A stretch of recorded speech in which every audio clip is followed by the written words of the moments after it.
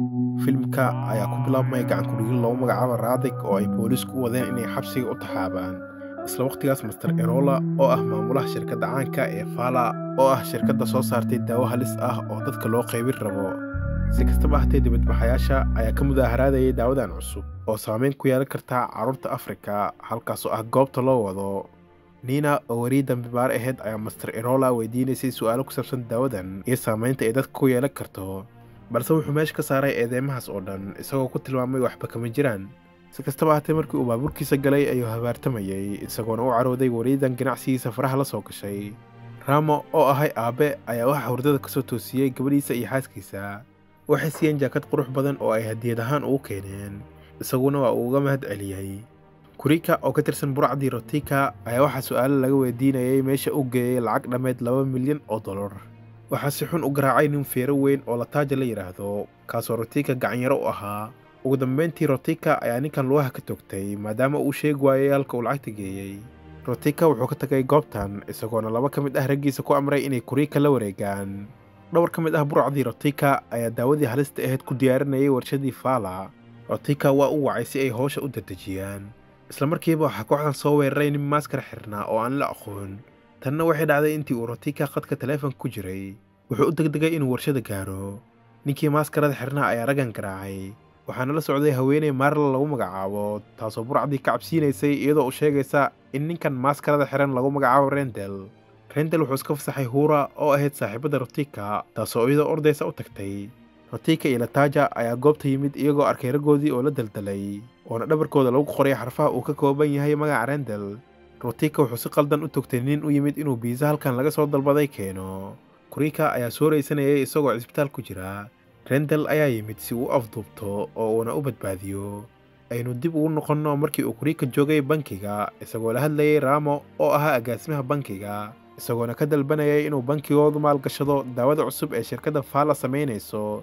Ramo waa uu diiday inuu maalgashado. markii uu Kurika xafiis ka soo tagay ayaa wuxuu wacay Mr. Erola kaasoo la xiriiray bankiga si Ramo shaqada looga eriyo. Ramo ayaa la yaabay sababta loo ceerinayo maadaama uu wax sax ah sameeyay. laakiin booska ayaa u sheegay inuu shaqo kala raadsado. wuxuu u baxay inuu shaqo raadiyo laakiin qofna diyaar uma uusan ahayn inuu shaqaalaysiiyo. wuxuu ku noqday guriga isagoo xaaskiisa u sheegaya dhibaatada jirta ka hor inta uusan inantiisu seexin. waqti xaadirkan Rotika iyo Lataaja waxay yimaadeen cisbitaalkii uu Kurika ku jiray laakiin halkaas waa ay ka waayeen isaga.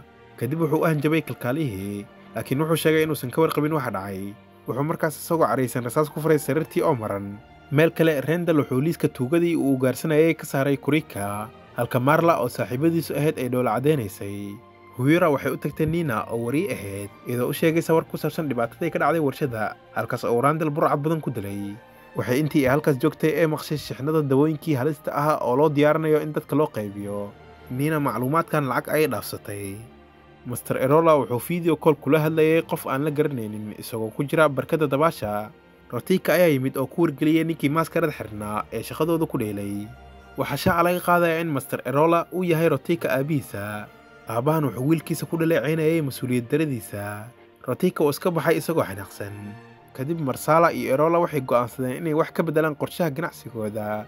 shixnada 221 taasoo saarneed dawooyin halis ah ayaa Rendel u yimid si uu u ugaarsado. wuxuu garaacay raggii baabuurka la socday halka Marla ay dilaysay kuwii badbaaday kahor inta uusan qarxin baabuurkii dawada halista saarneed. Nina waxay dhacdadan ka daawanaysay meel ay ku dhumanaysay iyadoo Rendel sawir ka qaadaysa. Rotika oo caraysan ayaa goobtaas soo gaaray. Nina isagana sidoo kale sawir ayay ka qaadatay. Rotika wuxuu go'aansaday inuu Rendel soo qabto oo uu soo afjaro maadaama uu khasaare u geystay. waqti hore Ramo oo murgaysan ayaa meel iska fadhiyay. Kurika ayaa u yimid isagoo u sheegaya inuu shaqo u hayo. maalintii xigtay wuxuu joogay shirkaddii Fala isagoo hortaagnaa Lataaja oo xog siinayay. Kurika ayaa khudbadan kadib Ramo gees ula baxay. wuxuuna geeyey qol baqaar ah halkaas oo ay feelal badan yaaleen. waxaa loo sheegay inuu soo qaado mid ka mid ah feelasha si ay gacanta ugu dhigaan dhammaan dukumiintiyada iyo xogta shirkaddan. wuxuu bilaabay shaqadan cusleed. muddo kadib waa uu dahlay.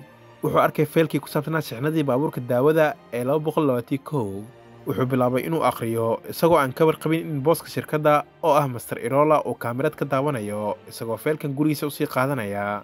waqti xaadirkan Nina waxay baaraysay wax ka dhexeeya Rendel iyo shirkaddii Fala. Rendel wuxuu joogay meel kale isagoo wax sahminaya. Rendel waxa uu weeraray xaruntii saddexaad ee shirkaddan. kadib markii uu waardiyaashii dilay wuxuu arkay baabuurkii xamuulka oo saaran kaamirad halkaas oo Rotika dhinac kale ka daawanayay. Dabin ayaa loo dhigay oo waa la hareereeyay. Wuu orday oo wuxuu ku dhuuntay baqaarka isagoo mid u dilaya burcadan. Markaas laba ka mid ah waardiyaasha oo nacasiin ahaa ayaa Randall u sheegay halka uu Rotika ku sugan yahay iyo meelaha laga heli karo. Labadan doqon waxay hore ugu ciyaareen qorshihii Rotika maadaama ay Kurika isbitaalka geeyeen halkii laga rabay inay dilaan. Randall waa uu xirxiray oo ma uusan dilin. Wuxuu ogaaday inay kaamiro meesha ku xiran yihiin wuxuuna u caga jugleeyay Rotika kahor inta uusan meesha ka tagin. Rotika ayaa dib ugu soo laabtay baqaarka isagoona toogtay labadii doqon. Wuxuu u tagay aabihiisa isagoo u wada warkaan aan farxad lahayn. Mr. Erola wuxuu go'aansaday inuu caawimaad dalbado si Randall loo joojiyo. Wuxuu u yeeray Radek oo ahaa maxbuus khatar badan si uu shaqo u siiyo. Radek wuxuu wacay xubnihii kooxdiisa oo wadamo kala duwan ka kala yimid sida Mike oo ka yimid Austria, Julia oo Cuba ka socota, Jimmy oo Ruushka ka socda iyo Stacy oo Mareykanka ka soo jeeda. dhan kale Ramo wuxuu isagoo guriga jooga eegayay feelashii shirkadda Fala wuxuuna ka argagaxay sawiradii ku jiray. Waxaa mashquulsay gabadhiisa taas oo markii dambe seexiyay. Radek oo maxbuus ahaa iyo kooxdiisa ayaa yimid. Rotikana wuxuu iska dhigayay mid sarqaansan si uu Randall u soo daba kaco oo uuna goobtan u yimaado. Marla waxay Randall uga digtay inay arrintan tahay dabin kale, balse isagu ma uusan dhegeysan oo taa beddelkeeda wuxuu daba kacay Rotika. Wuxuu aaday warshadii, waxaana isla markiiba soo weeraray Julia. Wuxuu ku guulaystay inuu iyada dilo oo uu sidoo kalena kala reebin dhammaan baandadii Radek. Isagoo Radek la socda ayaa Rotika uu nasiib u yeeshay inuu badbaado. Si kastaba ahaatee Randall ayaa meesha ka tagay isagoo si daran u dhaawacan oo ayna naftiisa khatar ku sugan tahay. Mar kale goor hore Rotika iyo Lataja ayaa weeraray gurigii Ramo waxayna afduubteen qoyskiisa. Wuxuu isla markiiba ku wareejiyey feelkii uu hayay isagoona ogaaday inay dartiisa u yimaadeen. maadaama uu qiyaameeyey Rotika ayaa togtay xaaskii iyo inantiisa waana ay dhinteen. Lataja wuxuu si xun wejiga uga jir dilay Ramo. Si kastaba ahaatee si mucjiso leh ayuu u badbaaday. laga soo bilaabo tan iyo markaas wuxuu qaatay magaca Randall oo ku dhex jiray feelkii shirkadda Fala oo dhulka yaalay. Wuxuu sidoo kale bilaabay inuu maaskaro xirto. waqti xaadirkan Randall oo ahaa leegii geesiga ahaa ayaa go'aansaday inuu dagaalka sii wado si uu ugu argudo qoyskiisii la laayay. wuxuu bilaabay inuu iska dhayo dhaawacyadii soo gaaray oo wuxuu isku diyaariyey inuu dagaal ku qaado Radek, Erola, Rotika iyo gaangistaradooda. Rotika wuxuu aabihiis u sheegay sida ay wax u jiraan iyo in sidoo kale la dilay dhammaan raggii Radek. aabuhu wuxuu markaas la shirayay nin aan la aqoon oo aad u xanaaqsanaa. Mr. Erola wuxuu u carooday wiilkiisa oo si xun ayuu u garaacay. Rotika wuxuu damcay inuu aabihiisa dilo laakiin waa u isceliyey waxa uuna ka soo tagay meesha. Rotika wuxuu soo aruuriyey raggiisa oo dhan si uu isu tuso ninkii maaskarada xirnaa kadibna uu warshada u keeno si cashar loogu dhigo. Randall isna waa uu isdiyaariyey. wuxuu la kulmay Kurika kaas oo uu ku wareejiyey dhammaan caddeymihii uu ka hayay shirkadda Fala. wuxuu ka codsaday inuu cadeymahan u diro dad la isku halay karo. Kurika ayaa isna ninkan ku wareejiyey lacagtii $2 milyan laakiin Randall ayaa u soo celiyey isagoo ka codsanaya inuu magaalada ka tago oo uuna dib dambe ugu soo laaban si aan loo dilin. kadib waa ay kala tageen. kooxdii Rotika oo dhammi waxay ku sugnaayeen warshada iyagoo sugayay Randall. Lataja wuxuu arkay Nina oo ku dhuumanaysa meel ka mid ah warshada iyadoo sawir ka qaadaysa. wuu jiiday oo wuxuu u geeyay Rotika. Rotika waxa uu naagtan silsilad kula xiray afka hore ee wiishka gaadiidka. kadib Randall ayaa meesha soo weeraray oo iyada oo dhan waa ay iska iloobeen.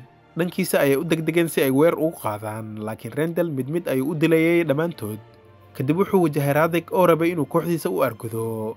marka Radek uu soo tuuray faas yar ayaa Randall ugu adeegsaday inuu silsiladda ka furo oo uu xoreeyo wariyadii. kadib gaarigii Rotika oo korkiisa saarnaa ayaa kusoo dul habsaday waana u dhintay isagoo aan la dagaalamin ninkii cadowgiisa ahaa. kadib markaas waxay is wajaheen Lataja oo aad u xog badnaa waana ay isku rafaadeen. markii uu ku dhow yahay in mindi lagu dhufto ayaa Marla ay isku dhigtay mindidii oo meesha ayay ku dhimatay. laakiin Randall wuxuu xaqiisaday in tooreydu ay isaga ku dhacday oona Marley ay keliya tahay mal-awaal uu isagu samaystay. nasiib wanaag ma uusan dhiman oo wuxuu bilaabay inuu Lataja la sii dagaalamo. wuxuu madaxiisa ku kala jibiyey bir xoog badneed taasoo madaxiisa kala dhambashay. Rotika waa uu naxay oo meesha ayuu ka cararay isagoo aabihiisa aadaya. markii uu isku dayay inuu Rotika daba kaco ayuu awoodi waayay inuu socdo sababo la xiriira dhaawacii tooreyd ahaa ee loo geystay. balse wariyadii Nina oo arkaysay ayaa u timid oo ka dawaysay dhaawaciisa. Rotika wuxuu u tagay aabihiisa oo uu toogtay isagoo aan u jixin. markii uu dibadda u soo baxay ayaa wuxuu la kulmay Randall oo dhaawacan kaasoo soo daba socday. waa ay isweerareen iyagoo bilaabay inay waddada isku dhex fiiraan iyadoo uu roob weyn da'ayay. Rotika waxaa u suurta gashay inuu Randall cabaar ka dhunto balse markuu isku dayay inuu soo qabsado biskooladiisa ayaa gacanta loogu qabtay sanduuqa dambe ee gaariga. wuxuu dilay Rotika isagoo ku duraya cirbad weynin badan oo ka buuxday dawooyinkii halista ahaa ee shirkadoodu samaysay. Kor intausan bixin ayuu eegay Nina oo gaariga saarneed, taasoo isaga daba socotay si ay u caawiso haddii uu caawimaad u baahdo. Filimku wuxuu ku dhammaanayaa Randall oo saaran dhismaha ugu dheer magaalada, isagoo wacad ku maraya inuu dagaal ku qaadayo dhammaan dadka xunxun ee magaaladiisa. aad ayaad ugu mahadsantihiin daawashadiina asxaabey. haddii aad muuqaalkan ka heshay fadlan ha hilmaamin inaad subscribe saarto kanaalkeena.